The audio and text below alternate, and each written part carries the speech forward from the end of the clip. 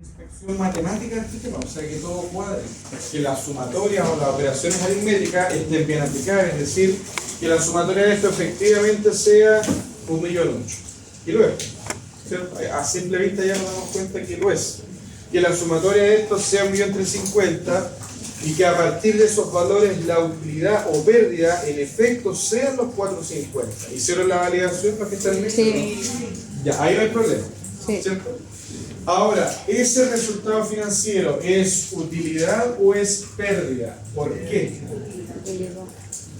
¿Utilidad? Pérdida.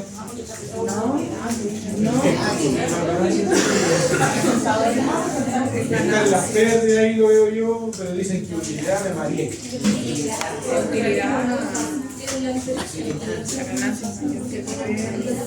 es utilidad? Puede ser cualquiera.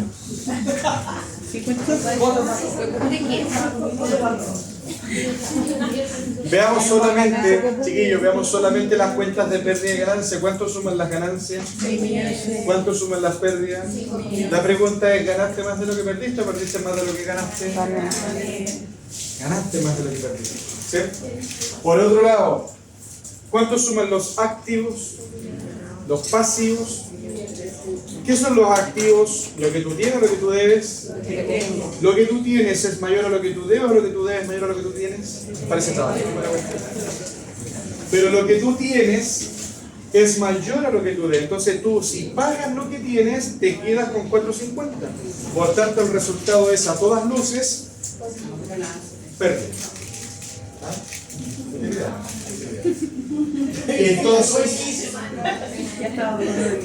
Entonces usted acá, en ese esquema, lo copian y lo pegan en otro lado, le colocan aquí al tiro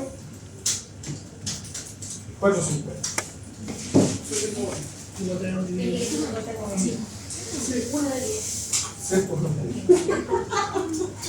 Entonces ya partimos todos parejitos. Todos partimos con un resultado financiero positivo de 450. Si el resultado del balance hubiese sido pérdida, ¿no se hace renta líquida? ¿O se hace igual? ¿Seguro? ¿Sí o no? Sí. Si el tema es negativo, se hace igual porque esta cuestión es contable y no nos interesa la parte contable, nos interesa la parte tributaria. ¿Y de dónde sale la parte tributaria? De agregar y deducir cuestiones a este valor, sea positivo o negativo. ¿Vale? Entonces, para eso lo que nosotros vamos viendo, y ustedes pueden ir ahí pintando, hagan una suerte de, hay un tilde, le hacen a una cuenta o le colocan algún color especial, y lo que vamos a hacer es simplemente decir si tiene o no tiene tratamiento tributario, y después nos vamos a... ¿Ya? Entonces, ¿caja tiene tratamiento tributario? No. Salvo que sea caja en moneda extranjera, ¿cierto? En francos suizos, los francos, cualquier moneda que sea. Si es moneda extranjera va a tener variación, ¿por qué? Por el tipo de bien, muy bien. En este caso, ¿es chilena o extranjera? Chilena. Si es chilena, no se hace nada.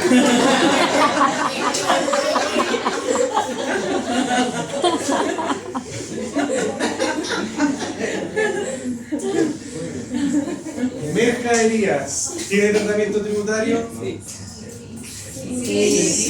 ¿Cierto? Entonces usted anude ahí al tiro, le coloca color, lo encierra en una nube, le pone rojo, lo destaca, hace algo en la mercadería para distinguir y esa cuenta sí tiene tratamiento tributario. Y en una parte, le pone ahí a usted el artículo, le pone el artículo. Que usted tiene que ir a leer si el artículo, ya mira, es perfecto. ¿Tantas veces que lo hemos repetido? 41 números. ¿Qué cosa? Más fuerte, Jenny, más fuerte. La grabación. Sí, 41 números. 41 Ese artículo. Si usted quiere saber, ojo con esto, si usted quiere saber, ponga atención. Si usted quiere indagar, quiere conocer más del tratamiento tributario de la mercadería, tiene que ir a leer el artículo 41, número 3. ¿Vale? Lo que vamos a decir ahora es lo siguiente, que es que la parte tributaria lo que busca es que las mercaderías queden valorizadas al costo de reposición. Y la parte tributaria te enseña, o más bien te instruye, en cómo se calcula el costo de reposición. Y eso depende de dos elementos. Primero, de dos distinciones. Si la mercadería es comprada en el país, es decir, si es nacional, o si la mercadería es comprada fuera, en el extranjero. Entonces ahí te da distintas reglas para calcular el costo de reposición. Ahora, si es del país o si es de afuera, te da 3 reglas por cada una de las vertientes. Si es de afuera del país, te dice, si la mercadería es de aquí de Chile, pero te quedó del año pasado hasta este año, te propone un método. Si la mercadería es de acá de Chile, pero la compraste el primer semestre, de enero a junio, te propone un método. Y si la compraste en el segundo semestre, de julio a diciembre, te propone un método. Y cualquier cuestión es para llegar al valor de reposición, que está allá. Entonces nosotros ya sabemos ese valor.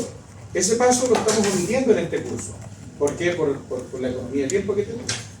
Lo que tenemos que decir es, la mercadería en la contabilidad está valorizada a 500. ¿Se acuerdan que la mercadería en la contabilidad, regla contable dice que al menor entre uno u otro, eso es regla contable? Acá la cuestión es siempre el valor de reposición.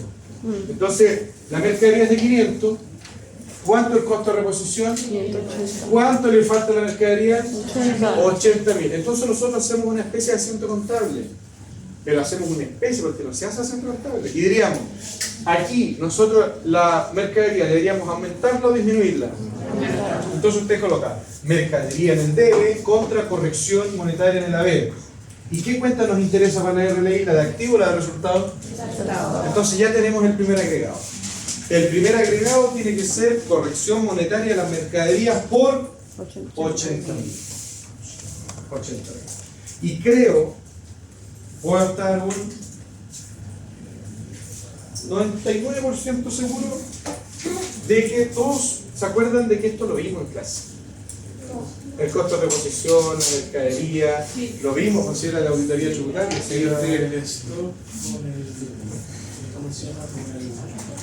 Porque no, el valor más alto del semestre por la actualización del segundo semestre, o si es del primer semestre, si es del segundo semestre, la suma el valor más del anterior. El 0.1% que no creía sí que está. Bien, muy bien, lo dijo muy bien. Pero esto lo vimos, chiquillos, lo vimos. Y a eso que dijo David, ponga atención. ¿Cómo se calcula el costo de reposición? Hay que leer el artículo.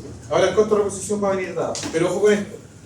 Si la mercadería es 500, el costo de reposición puede ser 480.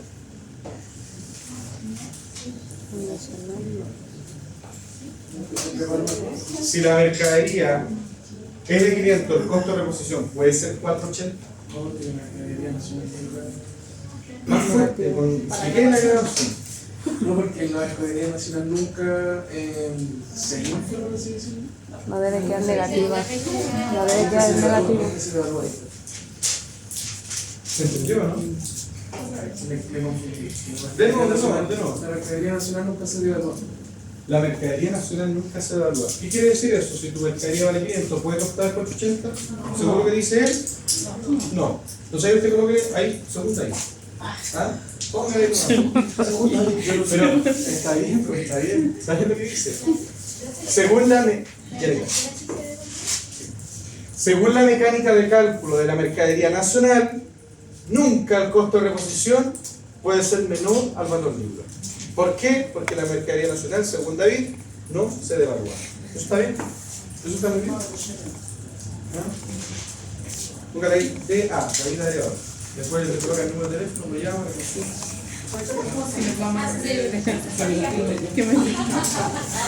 Chiquillos, pero ojo con esto. Si la mercadería es de 500 y el costo de reposición es de 480, que puede ser, sí, pero solo en el caso de las mercaderías extranjeras. Entonces es una de las cosas que tenemos que tener claro. Si la mercadería es nacional, la corrección siempre va a ser positiva, siempre. Puede ser cero positiva, no puede ser negativa. Pero si está negativa, hay una desviación. ¿Ya? No puede ser negativa la producción monetaria de las mercaderías nacionales, no puede.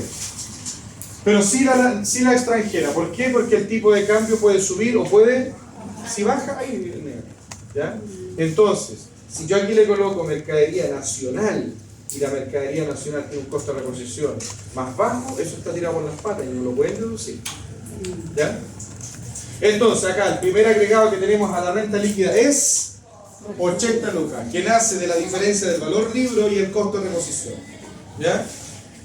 Si uno hace el asiento contable sería mercadería contra corrección monetaria. Corrección monetaria ganancia que no está contabilizada, ingreso tributario, se agrega. Era el numerito 2 de lo que habíamos dicho. Primer agregado. Activo fijo, ¿tiene tratamiento tributario? Sí, entonces lo pinta, lo destaca, obvio. Y ahí tenemos que ir a ver las notas porque es más largo el tratamiento de esta cuestión. ¿Ya? Depreciación acumulada subyace del activo fijo, una cuenta complementaria, ¿cierto? Proveedor, ¿tiene tratamiento tributario? ¿No? O sea, no tiene tratamiento. Sí tiene.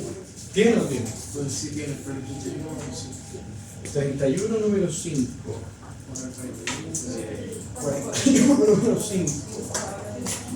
51 número 5. Pero sé que no es el tema de la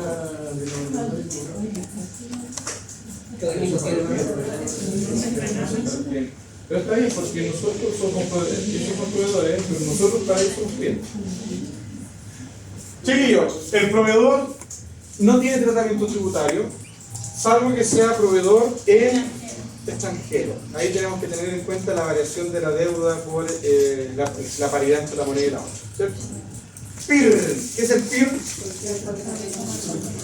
Provisión impuesto a la renta. ¿El PIR tiene impacto tributario? Claro que sí, porque ¿cuál es el asiento contable del PIR?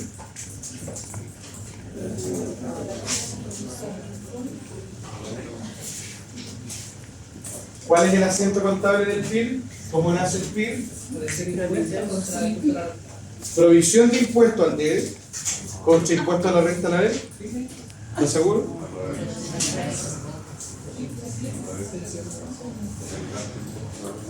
Mario, ¿cómo sería el impuesto, el asiento contable del PIR? El gasto de impuesto a la renta al debe y la provisión de impuesto a la renta a la vez.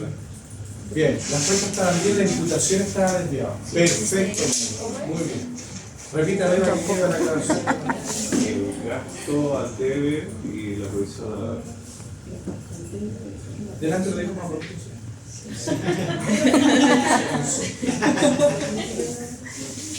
Era el gasto por impuesto a la renta al debe contra la provisión del impuesto a la renta a la vez. Entonces, chiquillos, ¿qué cuenta? Ojo con esto, porque para hacer renta líquida disponible, ¿qué es la renta líquida disponible? Es el resultado del ejercicio. ¿Y con qué cuenta en la contabilidad se determina el resultado? ¿Con las de activo y pasivo o con las de pérdida y ganancia? Pérdidas y ganancias. Entonces, ¿qué cuenta nos interesa? ¿La de pasivo o la de pérdida? La de pérdida. ¿Y el asiento contable cómo se hace? Impuesto contra PIR. ¿Cuánto es el PIR? 50 lucas. ¿Cuánto tiene que ser el impuesto? 50. ¿Y está el impuesto aquí? Charchamos al profe. ¿Pero dónde está? Acá. En el cajón de payaso. Ahí está. ¿Vale? Ahí está. Entonces, ¿qué? Aquí yo podría haber puesto. En gastos generales hay multa. ¿Y dice multa ahí? No, pero están las multas. Se mandaron para allá. Entonces usted va a asumir que hizo la inspección usted. Ahí se puso a revisar los papeles y encontró el asiento contable. Y aquí adentro de gastos generales está el impuesto. Entonces, ¿cuál es nuestro segundo agregado? Impuesto a la renta por 50.000, que corresponde al gasto y no a la provisión.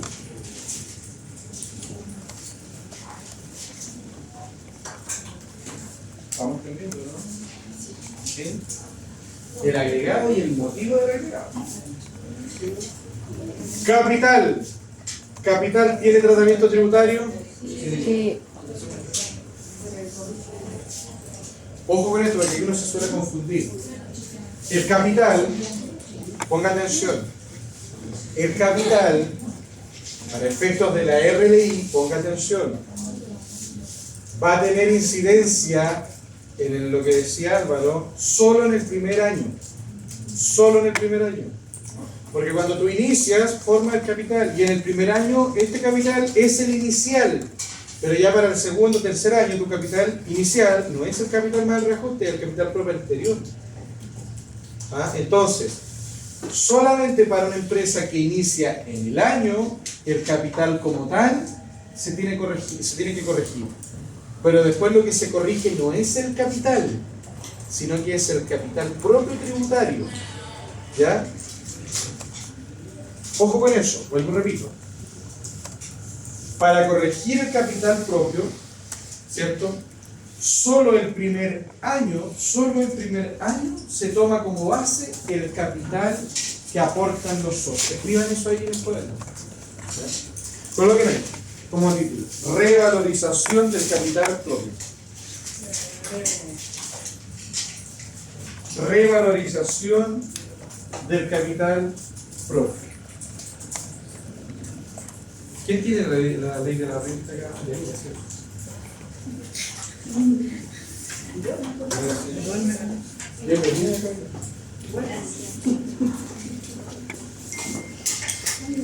Título: revalorización del capital propio. ¿Qué título?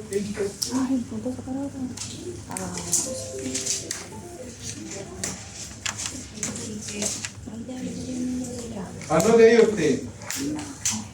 Uy, está bonita esta ley de la renta.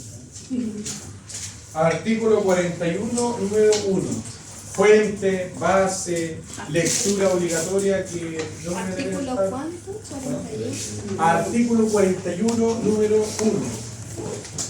Cuando esté aburrido, lo que hay, me leo este artículo. Cuando no me pueda quedar dormido, leo el artículo y duermo al tiro.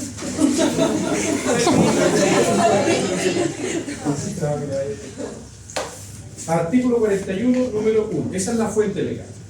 Acá lo que tenemos que tener en cuenta son dos cosas. Entonces dijimos título, revalorización. Fuente, el 41, número 1. Escenario A. Escenario A. O caso 1, como quieran ver. Escenario A. Lo mismo. Escenario 1, caso A. Ya. Te coloqué. Para una empresa que inicia en el... A ver.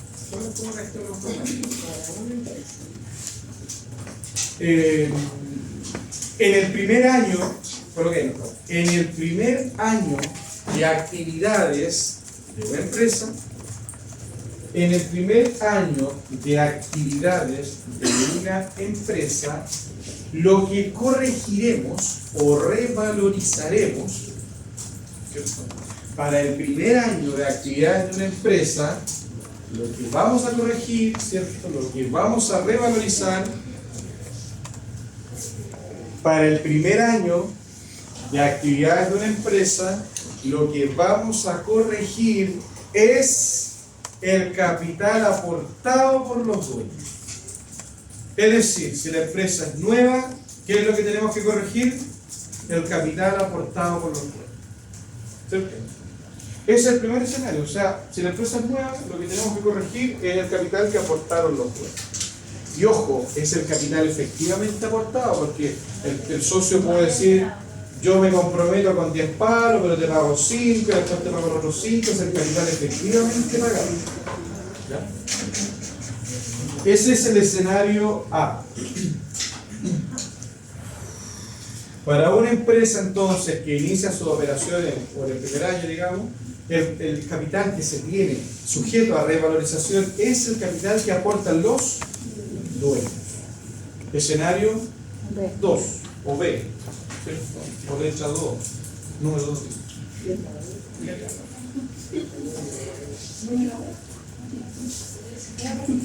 Escenario B.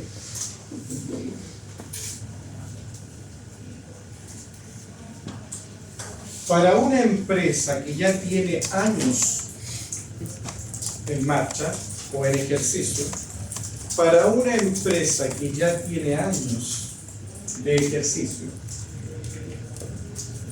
para una empresa que ya tiene años de ejercicio, el capital que se toma de base para revalorizar o corregir, el capital que se toma de base para revalorizar o corregir es el CPT,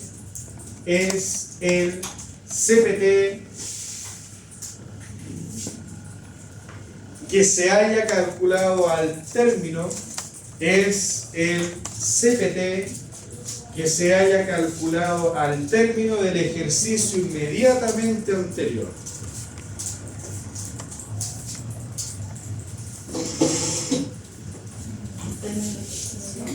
Término del ejercicio que se haya calculado del año inmediatamente anterior.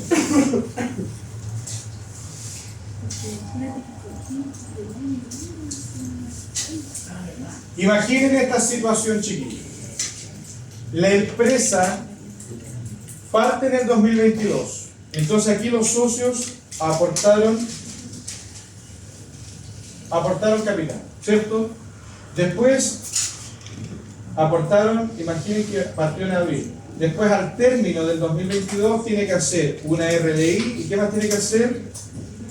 Un CPT. Entonces, en el 2022, como esta empresa partió en ese año, en el año 1, cuando parte la corrección monetaria del capital que corrige, es la del capital aportado. Pero ya cuando tiene el primer año, pasa al segundo y demás, lo que tiene que hacer es pescar este CPT, ese CPT que fue el final del 2022, pescarlo en el 2023 como CPI, que es el CPT del 2022. Y así cada año. El CPI, que es el CPT del 2023, del ejercicio inmediatamente anterior. ¿Se dan cuenta? Todos los años, a final de cada año, tenemos que hacer el CPT. El CPT del 31 de diciembre es el CPI del 1 de enero. Entonces, ese CPI es el que se corrige. Solo en el primer año se corrige el capital aportado. ¿Dudas, preguntas, consultas, alegatos, sugerencias? ¿No? ¿Se entiende lo que estamos diciendo, no? ¿No? Lo que estamos haciendo, lo explicamos de nuevo. Lo que estamos haciendo es este asientito que habíamos dicho que... ¿No lo puede hacer con numeritos? Vamos a empezar por numeritos.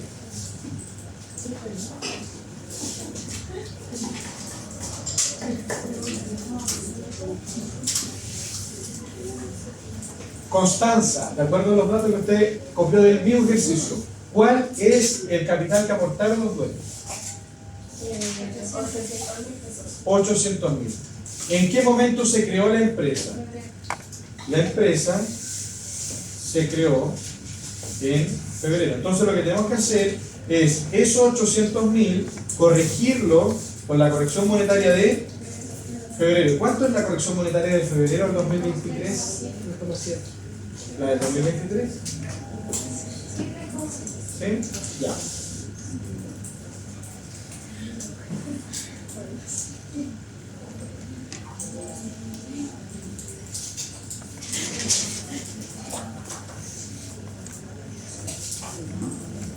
Pongan atención. Como esta empresa partió en el año 2023 y la renta que estamos haciendo es la del 2023, esta empresa tiene ejercicios para atrás, tiene antigüedad, tiene un año anterior, no tiene. Entonces, ¿cuál es el capital inicial de esta empresa? El capital que pusieron los socios. Ese es el capital inicial. Entonces, como tú partiste en este caso con 800 lucas en febrero, tú ese capital lo tienes que corregir. Y es esta corrección la que tú tienes que deducir en la RLI. ¿Cierto? Eso es cuando la empresa es nueva. Pero ¿qué pasa si la empresa es ya viejita, tiene un segundo año, tampoco vieja, pero ya tiene antigüedad? ¿Cierto? Lo que debemos hacer es no pescar el capital aportado, sino que al 2023 va a tener que hacer la RLI, eso es lo que estamos haciendo, y a su vez va a tener que hacer el CPT. Cuando haga el CPT, suponga usted que el CPT de esta empresa, no sé, que 1.000.000 los activos, le descontamos los pasivos, suponga usted que el CPT de toda esta cuestión son, no sé, el CPT del 2022 el cálculo que vamos a tener que hacer mañana, y el CPT, no sé, pues son 1,5 millones. Estoy inventando, inventando. Para el 2024, ¿qué capital voy a tener que corregir? ¿El aportado más su reajuste o el CPT del año pasado? El CPT del año pasado. Eso es lo que voy a tener que corregir. ¿Vale? ¿Preguntas? ¿Dudas? ¿Comentarios? ¿Aportes? ¿Ah?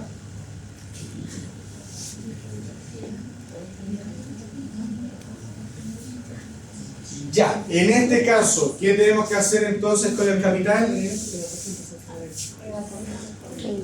Devolvérselo a los socios. ¿Qué tenemos que hacer con el capital? Corregirlo. ¿Por qué? Porque es primera. Exactamente, muy bien. Ventas, ¿tiene tratamiento tributario? Ya, corrígelo al tiro, ¿no? Ya lo habían corregido. Entonces, echar nuestra primera deducción. ¿Cuánto era? 24 luquitas. 29,600. ¿Cuánto? 29,600. 29,600. 30 luquitas, ¿cierto? 29,600. Esa es la primera deducción, 29,600. ¿Cómo nace esa deducción? De corregir el capital inicial. Como esta es una empresa nueva, el capital inicial es el capital aportado. ¿Ya? Ventas. ¿Las ventas tienen tratamiento tributario? ¿No? Dice que sí, dice que no, que sí, que no. ¿Qué me puede decir? Más fuerte. Eso es para el costo de. No sé, yo diría que sí.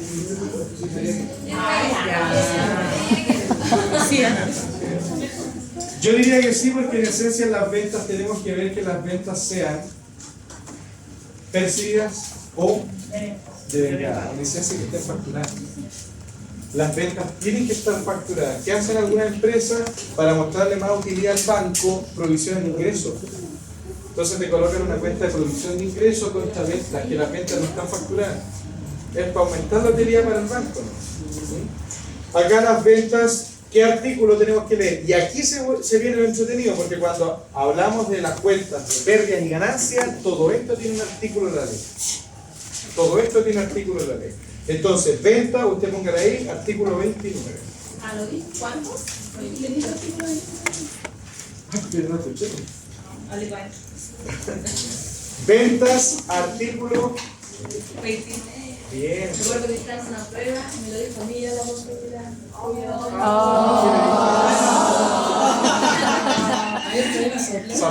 ¿Salió que le ayude?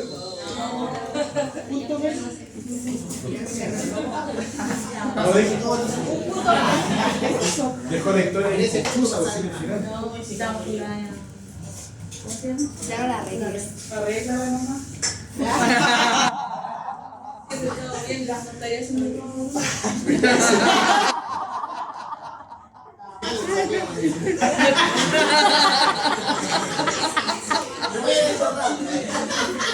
La Yogi está aquí por el engaño. El engaño está aquí. Esa es la mejor respuesta.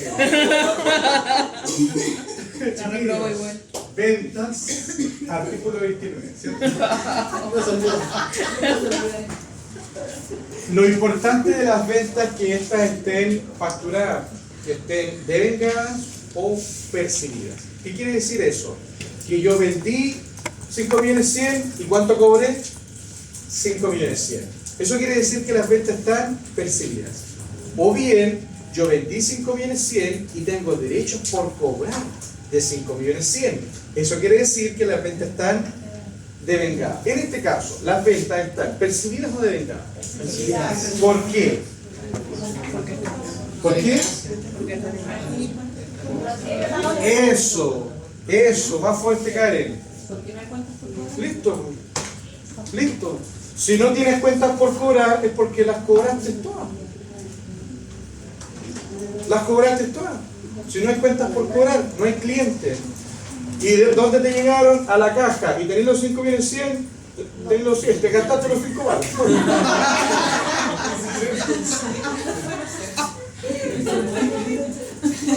No, a tiro.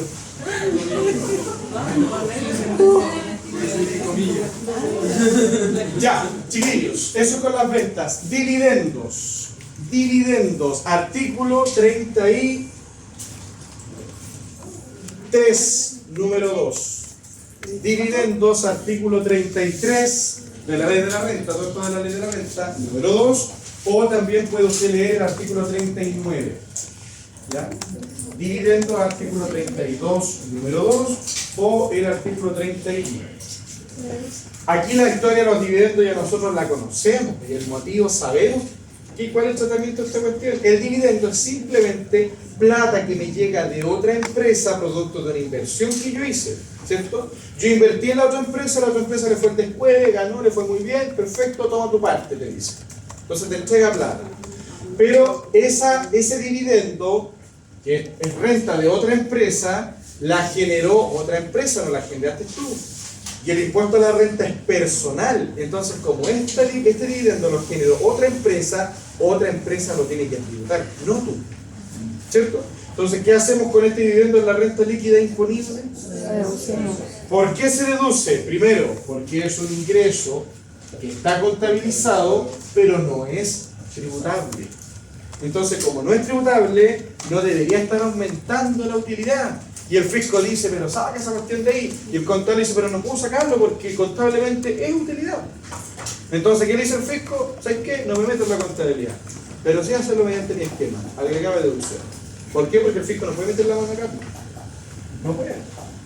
Entonces, como esta cuestión es utilidad para la empresa, y en efecto es plata que tiene, no la puede sacar de la contabilidad. Pero sí la saca de la renta líquida disponible mediante deducción. ¿Por qué? Porque esta plata no la tiene que tributar la empresa receptora, la tiene que tributar la empresa emisora. Muy bien, ¿cierto? Muy bien. ¿Preguntas con los dividendos? Yo he dicho antes, en todo caso, que si uno recibe plata de una sociedad de capital, esa plata que uno recibe se llama, ¿cómo se llama? Más fuerte, dividendo. Si yo recibo plata de una empresa, sociedad de personas, esa plata, ¿cómo se llama? Era un retiro. Participación. Participación. ¿Ya? Fracaso. Chiquillos, costo de venta. ¿Qué artículo me tengo que leer para el costo de venta? El artículo... Margarita, ¿qué artículo tengo que leer para el costo de venta? ¿Lo vimos, ¿eh?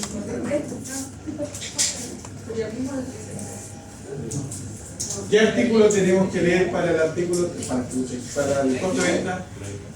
El 30.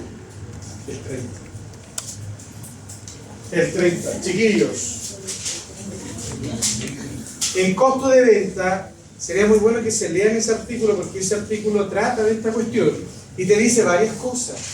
Cosas que uno las habla en la clase y otras que uno no las habla y que están ahí. ¿Ah? Chiquillos, primero, una de las cosas que te dice es los sistemas de valorización aceptados. ¿Y qué sistema te acepta la ley de la renta? 2. ¿Cuáles son? FIFO y PMP. FIFO y PMP. El LIFO está muerto para la ley de la renta. Y además para la contabilidad también ese sistema está muerto. ¿Cierto? Es como antes de Cristo. ¿Cierto? Ya no se ocupa el LIFO. ¿Ah? Entonces te acepta el FIFO y te acepta el PMP. Ahora bien, si tu empresa decide utilizar el LIFO o decide utilizar el PMP, tú tienes que ser consistente en el uso por a lo menos 5 años consecutivos. ¿Qué quiere decir eso? Que si yo inicié este año y utilizo el FIFO, ¿el otro año puedo utilizar el PMP? No. ¿Cuándo puedo cambiarme al PMP? ¿Cuándo? Después de 5. Después de 5 años. Es decir, al 7º año puedo cambiarme, ¿no? No. De 5. Solo el quinto. O sea, después de los 5 puntos, si no ya después... Es decir, ¿en qué año me puedo cambiar de sistema? En el sexto. En el sexto. Porque tengo que utilizarlo por 5 años. Si lo utilizo el primero, el segundo, el tercero, el cuarto, el quinto tiene que ser el mismo. Al sexto lo puedo cambiar. Y si lo cambio, ese cambio tiene que durar ¿cuántos años? 5. ¿Se entiende? No puedo decir, sabes que este año me conviene el PMP, pongámosle PMP. Y el otro año, no, parece que no fue para atrás. No sirve el FIFO, utilicémoslo nomás. Y los dos son aceptados. No. Tienes que utilizar el FIFO PMP, pero tiene que ser consistente en el uso por 5 años consecutivos. ¿Se entiende? ¿Sí? Ya. Remuneraciones. ¿Qué artículo tenemos que leer? Más fuerte, Álvaro, que le escucha ya Leslie.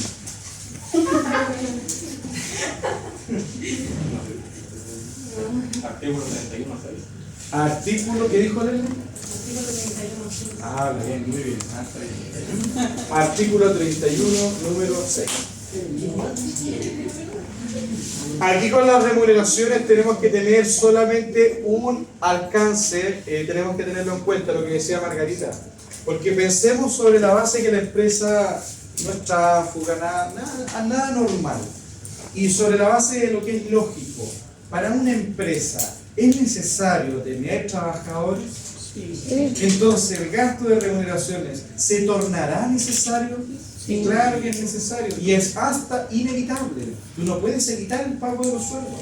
Si tú dejas de pagar los sueldos, no tienes gasto. Tú le tenías a todos los trabajadores en huelga, parados, no les pagan. ¿Sí o no? Aquí lo que tenemos que tener en cuenta es el sueldo que se le paga a las personas que tienen afinidad con los dueños, a los parientes. ¿Por qué? Porque los dueños probablemente van a tener una situación de cariñito especial con ellos. ¿Sí o no? ¿El dueño de una empresa puede tener contratado a un hijo en la misma empresa? Sí. Sí. ¿Menor de 18 años puede estar trabajando? Sí. Están las guaguas, porque en los pañales aparecen los bebés en la publicidad, porque los papás dan el permiso. En las novelas aparecen los niños, ¿cierto? Chiquillos. Algo iba a decir yo acá,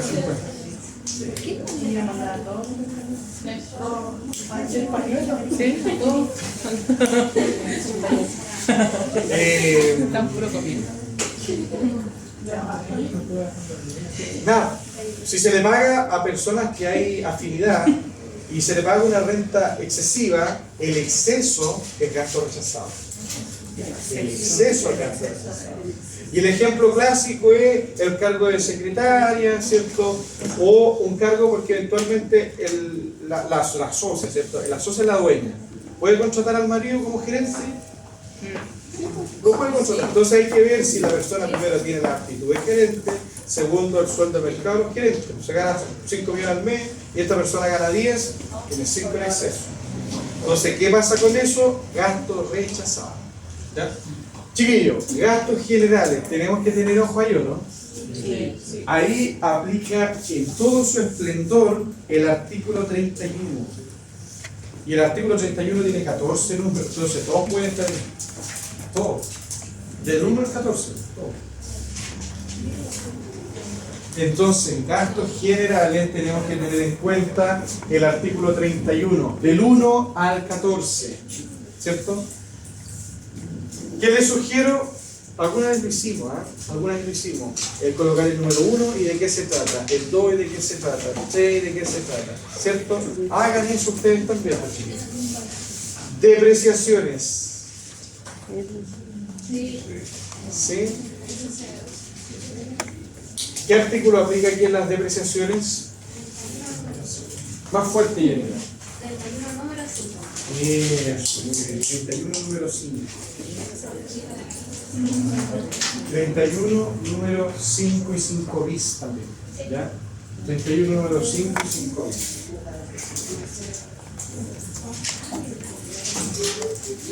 Algo importante, chiquillos, para que no tengáis importante en los gastos generales. Importante. Coloque ahí algo importante. Algo importante en los gastos generales. Esa es una cuenta donde va a ir de todo. Se llama gastos generales, va a ir de todo, como un cajón de payaso. Tú te encuentras de todo en esa cuenta. Entonces lo que tú tienes que evaluar es que todas las imputaciones de esa cuenta sean razonables en el lenguaje de auditoría o en el lenguaje del contador, sean correctos, estén correctos, ¿cierto? Pero lo que tú tienes que evaluar es que las imputaciones en esta cuenta contable cumplan con los requisitos de la ley. Y el primer requisito que nosotros tenemos que tener en cuenta es lo que decía Álvaro, que todas las imputaciones de acá, de esta cuenta, tengan respaldo. Porque lo que no tiene respaldo, gasto rechazado. Si la cuenta tiene, ¿cuánto acá? 1.008.000, y tú le dices, oye, ¿sabes qué? Mándame los respaldos. Y tú sumas, que se te pega en la tosa, porque te van a hacer un montón de facturas físicas o un montón de documentos digitales. Entonces, ¿qué tienes que hacer tú? Pasarle un Excel y colocar la factura 1, 2, 3, 4, así las 528 facturas que tiene la empresa. Entonces, ¿cuánto te suman toda esa factura? 1.007.000. ¿Cuánto dice la cuenta? 1.008.000. ¿Dónde está la otra 100 lucas? Sin respaldo. No te puedes indagar, intentarlo, no la salva la empresa. Si no se salva, murió, no. 100 lucas que no están con respaldo, gasto rechazado.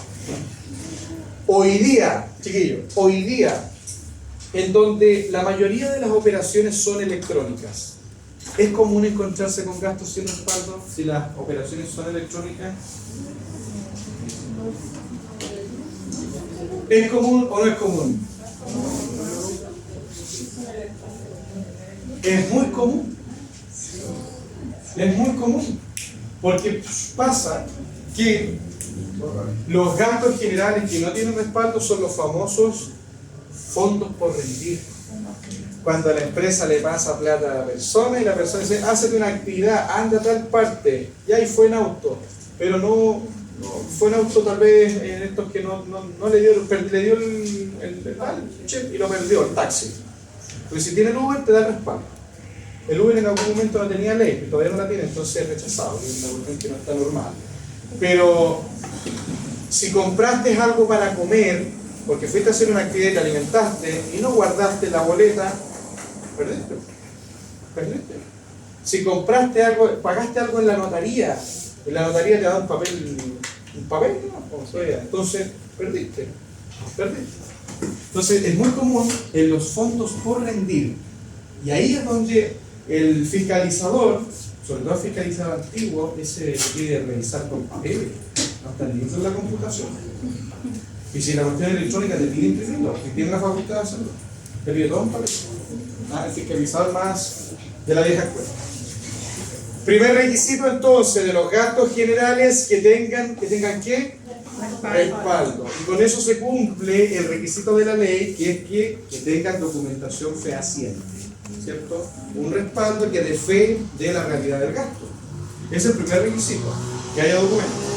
Una vez que hay documentos, o sea, tú tienes documento y te encontraste que la empresa es de metales y tenés fierro, clavo, tornillo y toda la cuestión. O sea, hay documentos y tú estás viendo y es pertinente. Pero es de fierro la cuestión. Y te encontraste con salsas de tomate. ¿Ah? Una compra importante en salsa de tomate. Y ahí hay que ver tal vez si es un beneficio para los trabajadores. Hay que ver, pues hay que analizar. Pero si la cuestión no tiene relación con el giro, ahí es sospechoso. ¿Por qué? Porque los gastos tienen que tener relación ¿con qué? Con el giro. Es el segundo requisito entonces. Primero, que tenga respaldo. Segundo, tú ves el respaldo, la descripción tiene que ser relacionada con el giro. Tercero, el gasto tiene que ser del año. Se pueden pasar la factura por 100 lucas, cuadra con las que te faltan, pero en años anteriores. Ahí tienes que fijarte en el año, en el periodo. Que la factura, el documento, sea del ejercicio. ¿Cierto?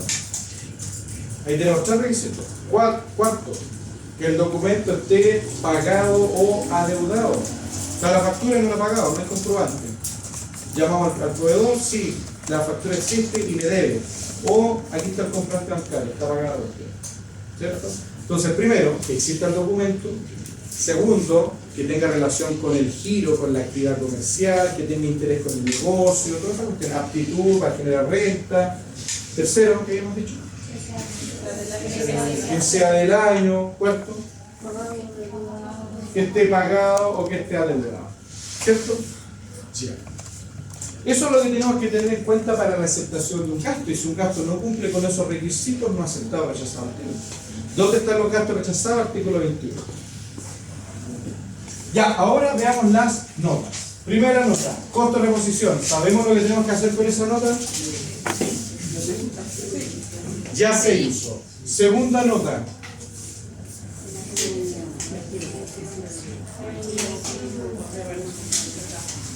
el activo fijo. Entonces hacemos el cuadrito. Hacemos el cuadrito del activo fijo. Y nosotros le decimos costo. ¿Qué más le decimos? Corrección monetaria, valor actualizado. ¿Qué más decimos? Por ahí son algo. 33. 33 bis. ¿Qué más decimos? Valor depreciable. Valor depreciable. Excelente, valor depreciable. ¿Qué más decimos? Vida útil total. Vida útil total. ¿Qué más decimos? Usada. Vida útil usada. Restante. Restante. Depreciación del ejercicio. Bien, depreciación acumulada. ¿Qué más? Valor neto. Y valor. Esto es lo que se hace para el lado, pero si lo hubiese hecho para el lado nos queda más largo. ¿Cierto? Entonces lo hicimos ahora hacia abajo. Ya. ¿Cuánto te cuesta el activo? 1.200.000. ¿Tiene corrección monetaria? ¿Desde cuándo? Desde agosto del 2023. ¿Cuánto es la corrección de agosto del 2023 al cierre del ejercicio? Basta que dos digan el mismo valor y estamos de acuerdo. 2,0. Listo. 2,0. Entonces usted dice costo por corrección monetaria. Valor actualizado lo suma. 33 bis aplica o no aplica. ¿Nos dice? Sí. Podría Ahora, mire lo que dice ahí, pero fuerte, pero escuchen atrás, Alexandra. Por la Con la nota nota 5, 5. ¿Qué dice la nota 5? que vende menos de 25 minutos, ¿Y para qué nos sirve eso? para ver si puede optar para el beneficio de la empresa. Para ver si puede optar para el beneficio del 33 bis. ¿Sí? Para ver si utiliza el 4 o el 5. Por allá complementarlo también. Para ver si utiliza el 4 o el 6%.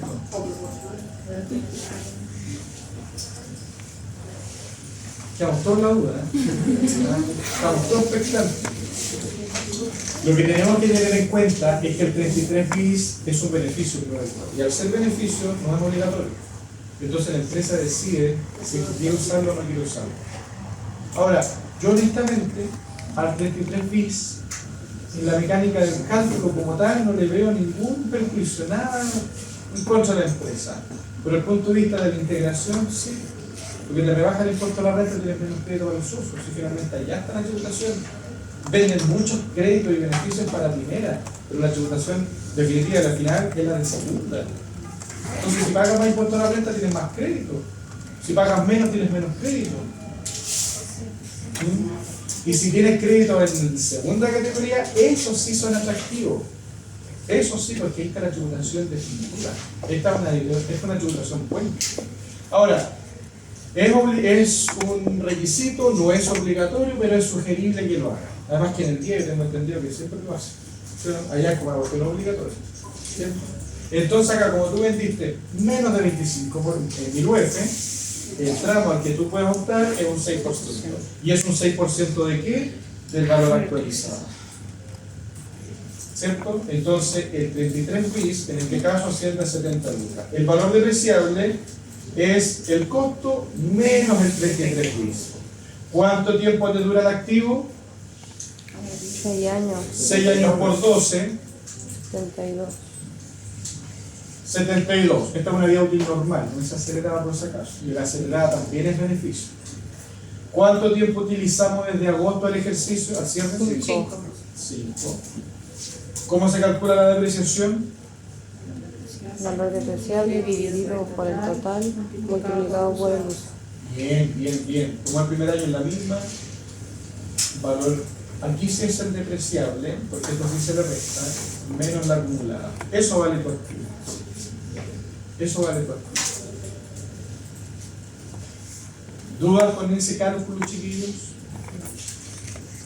Ahí está para que le saquen una foto, le vamos a sacar las siglas al lado en todo caso. El costo suma, esto sería el igual esto sería negativo, esto sería igual. Aquí lo que tenemos que hacer es dividir. Aquí lo que tenemos que hacer es multiplicar. Y aquí lo que tenemos que hacer es un igual y un igual.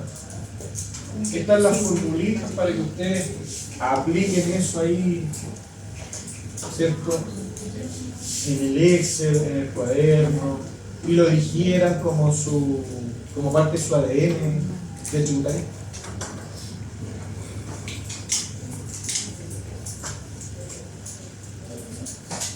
Lo explicamos nuevamente paso a paso. Cuando tú compras un activo, ese activo va a estar asociado a un costo, que es el precio de compra originalmente, el precio de la factura. Tú compraste ese activo y tienes que corregir el valor de compra de acuerdo al mes en que lo compraste. ¿Para qué? Para llevar el costo al cierre del ejercicio. ¿Cuál es su equivalente a la fecha de balance? Tú compraste el activo 1.200.000.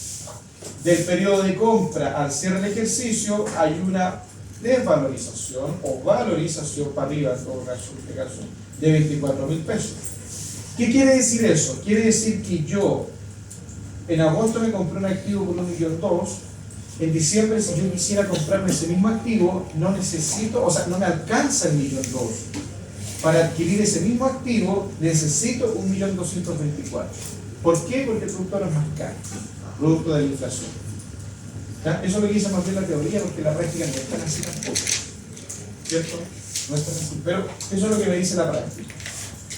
Ahora bien, tú compraste un activo que cumple los requisitos. ¿Cuáles son los requisitos? Que sea nuevo, ¿cierto? Que sea importado del año. O si no es nuevo y no es importado, que le vaya bien, que sea terminado de construir en el año. Cumple los requisitos, vendiste menos de 25.000 y fabrica un cero. ¿Por qué, chiquillos? Vean esto. ¿Por qué de tener un valor actualizado de 1.200.000? ¿Por qué le descuentan el 33 bis?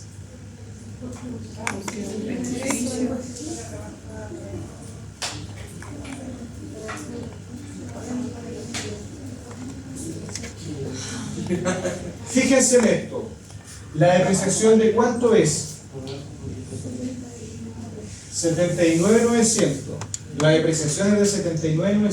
Si yo saco el 33 bis, si lo saco, ¿la depreciación sube o baja? Sube. ¿Todos de acuerdo con que sube? Si yo saco el 33 bis, ¿la depreciación sube o baja? Sube. ¿Y por qué subirá?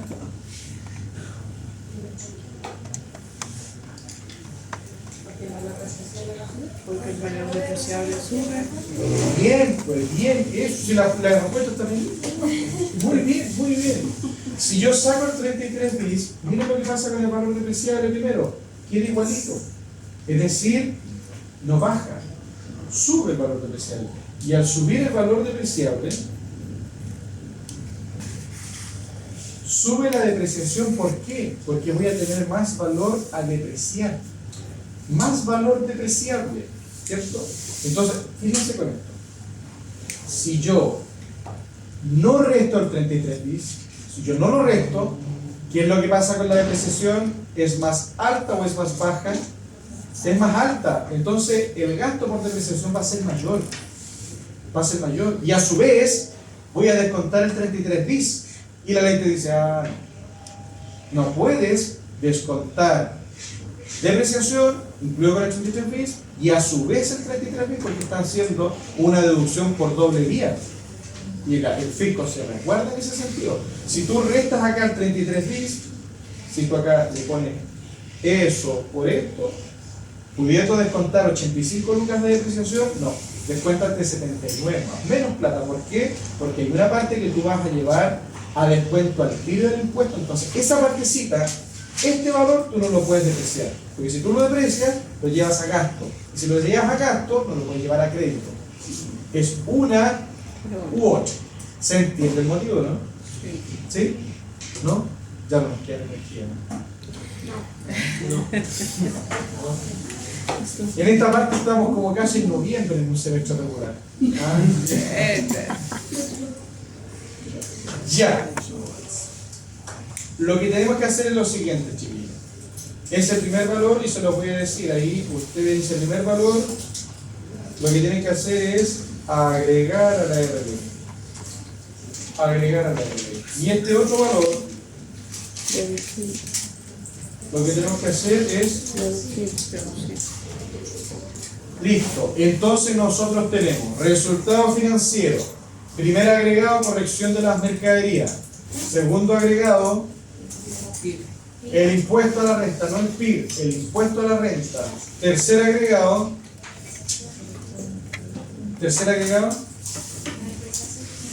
la depreciación contable financiera, excelente. Cuarto agregado, corrección monetaria del activo fijo. Quinto agregado, La multa. pero la multa no la hemos hablado. Ah, O sea, hasta ahora tenemos 4. Ya, hasta ahora tenemos 4 y tenemos 2 deducciones, ¿o no? 3. Ah, sí. Ah, ya, sí, 3. Dividendos, muy bien. Depreciación del activo fijo, muy bien. Y la corrección monetaria del capital propio, muy bien. Estamos todos parejitos ahí. Todos parejitos. Ya. Costo de venta, miren lo que dice ahí. El costo de venta es FIFO y el PPP es 4 millones. El costo de venta es FIFO y el PPP es 4 millones. ¿Qué es lo que hacemos aquí? Sí, aceptado. ¿Es aceptado el FIFO? ¿Y por qué no utilizamos el PMP si en primera? En primera año. Dice que es fijo. Ah, que es FIFO. Dice que es FIFO. Aquí, chiquillos, en el primer año, la empresa tiene libre albedrío. La empresa. La empresa puede decidir cuál es más cómodo, más óptimo de acuerdo a las necesidades de ella. Nosotros le podemos decir ahora que el primer año le conviene el PMB porque va a tener una más rebaja, tiene una base de menor. Pero si la empresa utiliza el FIFO porque es más cómodo, ¿cierto? Tiene una suerte de facilidad, no lo podemos cambiar nosotros. Nosotros lo que vamos a hacer es recomendar. Ahora bien, las diferencias nunca están exorbitantes, de 3 millones a 4 millones nunca están significativa la diferencia, porque si no los sistemas contables no serían fiables, no representarían la realidad. No puede ser uno 4 millones y para las mismas operaciones otros 5 millones. Claro, puede ser tanta la diferencia, eso. ¿Ya? Por tanto, chiquillos, aquí en esencia, como es primer año, usted puede cortar el que sea, pero si la empresa ya hizo el FIFO, ¿cuál va a ser el otro año de la empresa? FIFO. Entonces, ¿qué es mejor hacer aquí en este caso? No hacer nada. No hacer nada. ¿Vale? 4. Gastos generales. Hay multa F. Multa fiscal. En septiembre, 100 lucas. ¿Qué tenemos que hacer con esa multa fiscal? Corregirla, que no es arreglarla, ¿cierto? Es actualizarla. Y agregarla a la renta líquida. Después dice, hay gastos de vehículos. Primero, no sabemos el giro. Segundo, no sabemos si los vehículos son de la empresa, son de los socios. No sabemos si es que los vehículos, siendo de la empresa, son vehículos de trabajo. No tenemos información, entonces, cuando uno carece de información, uno aplica regla general. Y la regla general es, los gastos de vehículos son rechazados. Esa es la regla general. Ahora bien, si usted pone un supuesto y dice, que yo supongo que el servicio, el director regional le dio autorización. ¿Ah? Yo supongo que con alguna parte está, debajo del balance ahí está la autorización. Entonces, si usted coloca ese supuesto para no hacer nada, está bien. ¿Vale? Estaría bien. Pero la regla general me dice que los gastos de vehículos son rechazados. Eso me dice la regla general.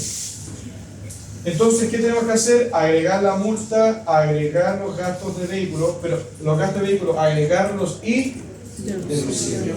Porque son gastos rechazados que tienen tributación adicional. Como no sale que son vehículos de algún socio en particular y no conocemos esa información, ¿quién asume la tributación? Listo. Resuelto todos los misterios. Pago de colegiatura. Ahora, una empresa, dentro de los atributos de personalidad que tiene una persona jurídica, ¿puede tener una persona jurídica relación familiar con otra persona jurídica, a diferencia de las personas naturales? ¿Una persona natural tiene relaciones familiares con otra persona natural? Madre, hijo, primo, sobrino, ahijado, abuelastro. Sí. ¿Y una persona jurídica tiene relaciones familiares con otra persona jurídica? ¿Una empresa tiene una hija? ¿Tiene una coligada? ¿Una matriz? ¿Una filial? Pero eso no es relación familiar, ¿cierto? Esos son atributos de la personalidad que ustedes vieron en el primer año, ¿cierto? Personalidad jurídica, personalidad tributaria. Dicho eso, ¿para qué lo digo? ¿Para qué lo digo?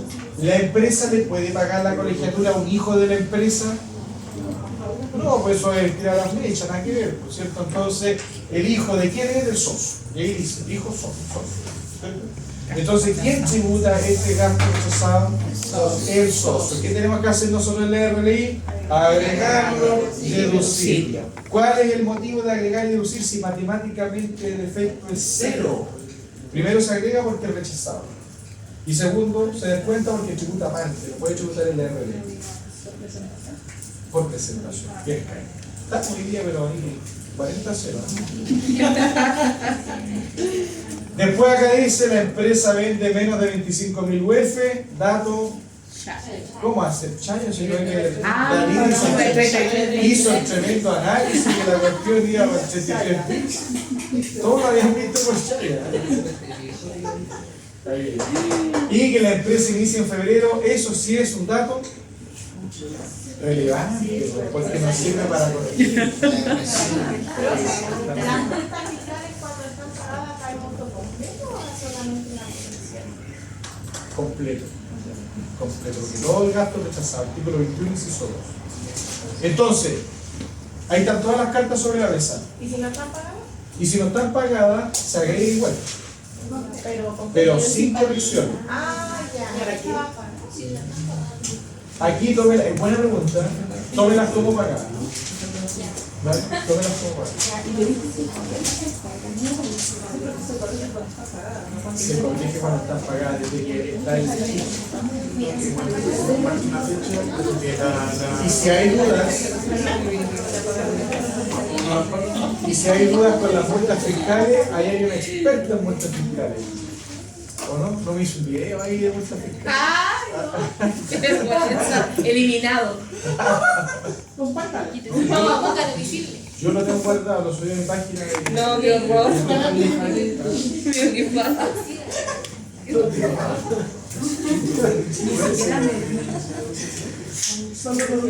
Chiquillos, son las 22 y cuarto, hablar de renta siempre es extenso, siempre es extenso.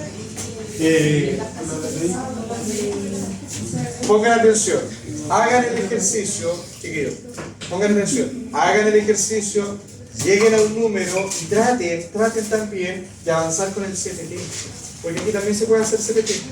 Mañana llegamos, resolvemos esto, hacemos el CPT de esto y hacemos una explicación teórica del CPT. Y después hacemos otro ejercicio que usted haga esto mismo, RLI solito, CPT solito. ¿Ya? Y el viernes lo dejamos para el registro empresarial. ¿Ya? Siendo así, quedan en libertad de acción. Que les vaya muy bien.